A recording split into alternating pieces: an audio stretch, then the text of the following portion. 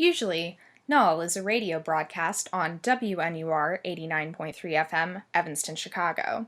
However, when we got the opportunity to sit down with director Jake Szymanski and actor Adam DeVine when they paid Northwestern University a visit, we decided to turn the camera on. Hi, welcome to NULL. This is a special visual edition. We're here with Jake Szymanski and Adam DeVine, and they're promoting their new movie, Mike and Dave Need Wedding Dates. Mike and Dave. Oh, I thought we were all going to say it at once. Ready? No. We should do that. Okay, we can do it. Okay. Mike and Dave Need Wedding Dates. Coming July 8th.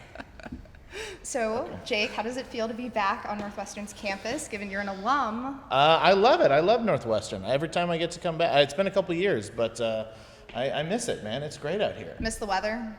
I do. Yeah? I'm from Milwaukee, so I'm from near here, so this area kind of always feels like home weather to me. You guys have trees here, man. Appreciate the trees before you move somewhere else. Yeah, I know like people in the Midwest, they're always like, it's so snowy in the winter. But then you live in California for too long, and it's like, it like never does anything. It's always there are no seasons. Like it rains and you actually get happy. You're like, oh my you're God, like, something happened. Something. Thank you. So appreciate it while you got it. So Jake, you must remember. We're really spreading the really great message. Yeah, appreciate your seasons, guys. You know what? I'm gonna go see that movie. Those guys are environmentalists. Yeah. I appreciate fall and winter more now. This movie's gonna be hilarious. Hit us with the hard-hitting question. You must remember from your college days, the perennial question is always, Trump. what are you gonna do? What? Oh, I mean, yes, but everyone's always asking, what are you gonna do after you graduate? So when you were here, did you ever envision making a film like Mike and Dave Need Wedding Dates, or what were your aspirations or your plans? Yeah, I mean, I hoped, trying to make movies. I mean, I did a lot of sketch comedy here on campus, and then when I left college, I had such a good time filming sketch comedy videos at NSTV that I had, in retrospect, a very dumb plan of moving to LA and just continuing to make comedy shorts, which this was like about 6 months before YouTube was a thing. So I was like encoding QuickTime videos and trying to find sites to post them at. And in hindsight, that was a horrible plan at that point. And I just tried to do that. And then luckily, that was my whole plan. And I think I actually failed at it. And then luckily, Funny or Die, the website, came along and they had seen my stuff. And when they started, they hired me as one of their first employees when that got going. But yeah, I mean, I was a film major here and loved shooting stuff and making stuff. And, so you were like one of the first employees like at like Microsoft or something. You're like an OG Funny or Die guy. I'm very OG Funny or Die. I'm like, there were 3 people sitting at like a kitchen FOD table. stock. I wish, because let me tell you, it's non-existent. So, Adam, we have a little I get question one? for you. Oh. Yeah, you do get one. Surprise. Even though we have the Northwestern alum back I on know. campus. My turf, man. Because Yeah, watch it what is you his say. They will turn on you in a second. So throughout the movie, spoiler alert, we did already see it. Okay. We thought all the jokes were really original and creative within the framework of a summer comedy. And so we were wondering how much of that was improv, or how much was improv, how much character development you did for your Mike character, how much you envisioned. I rented a cabin, and for 6 months before shooting the film, I went and centered myself and really dug deep for the character of Mike Stengel. Only 8 pineapples. Yeah. Posted a lot of Craigslist ads. Yeah, just to see get the vibe of it. Yeah, I think I mean the character was like, the script was so good, and meeting with Jake, and we talked a little bit about the character, and we didn't want him to be all one note. You kind of wanted him to start, and you're like, oh, he's like a fun guy, like they're gonna have the best time ever, and then you sort of see him like spin out of control. Yeah, it's just like pulling the string on the sweater for his character. And it's just like, and suddenly I'm butt naked. Is it butt or buck? I know I think it's butt. buck It's naked. butt, but Buck is naked, it buck? I think it naked? could be both. But what is buck? What is buck? Like a deer, a big deer. But what is it? But they're always naked, so I Yeah, don't, well, I no, don't technically they're always wearing fur coats. Very true. These are the questions that happen in my brain. What's up? You continue with the important stuff. I mean, I don't have any more important stuff on that note. So I What mean, you got Jake, for them? For your directorial debut, this is Thank quite you. this Thank is you. quite the cast.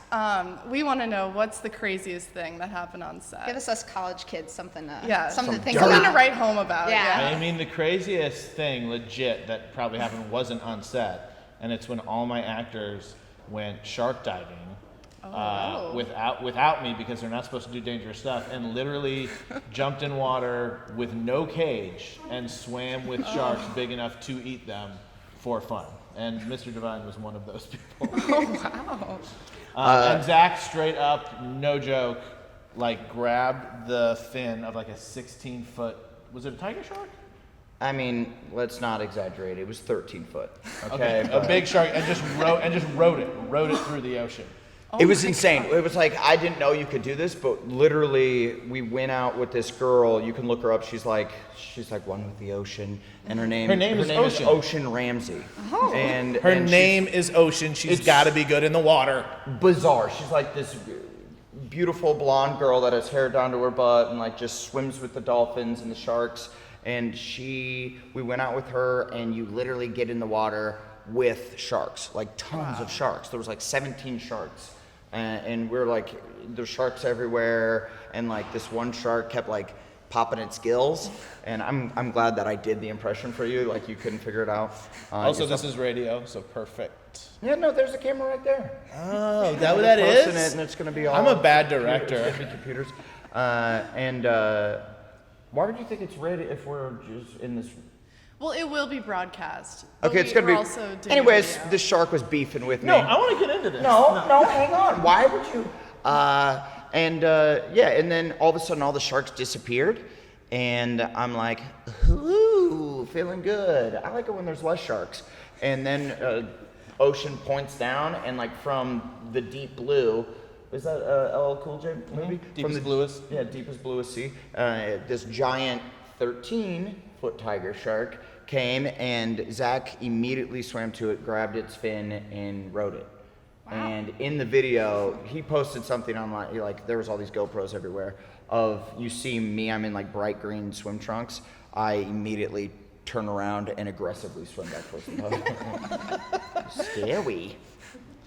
So that really has nothing to do with the movie, but while we were But filming it's a cool story. It's crazy that happened. Mm-hmm. So for our final question, what was your favorite one-liner in the movie, Adam? I mean, you had a lot of good ones. Our favorite was when you were like, is he going to spank us when you were talking about the dad? We thought that was hilarious. Yeah. Well, that was just so unexpected. Yeah. I mean, yeah, it was hilarious. Yeah, I liked Zach's reaction to that too. He's like, what? Yeah. What? Never mind. That's a good question. I don't know exactly the line necessarily, but when I call him down to the beach and I draw the line and literally draw the line in the sand, I thought it was super funny, and it was Jake's idea. He was like, I want to try to get like the wave crashing and erasing your line. So we did it, and it worked perfectly. And then just the build of that entire scene, and like the miscommunication of Zach thinking that there's an actual thing called a push pop, and the back and forth. Push pop, Yeah. iconic. The back and forth of that whole thing, which was just something that wasn't scripted, that we just sort of found on the day and kind of worked out, and it ended up being like a very memorable scene in the movie. Yeah, We absolutely. remember the push pop. The push pop. Very memorable. Not gonna Google Pushing the search. pop. Never, never. We're gonna make it a thing. Yeah. It will be a thing. It after will this be, movie. yeah. Unfortunately. Or fortunately. You know, If you're a perv. people who are into that. Pushing the pop, pushing the pop. Mike and Dave Need Wedding Dates is coming to a theater near you on July 8th. Thank you so much, Adam thank and you Jake, guys. for being here with us. Thank you This guys is for having great. us. This is fun. Thanks.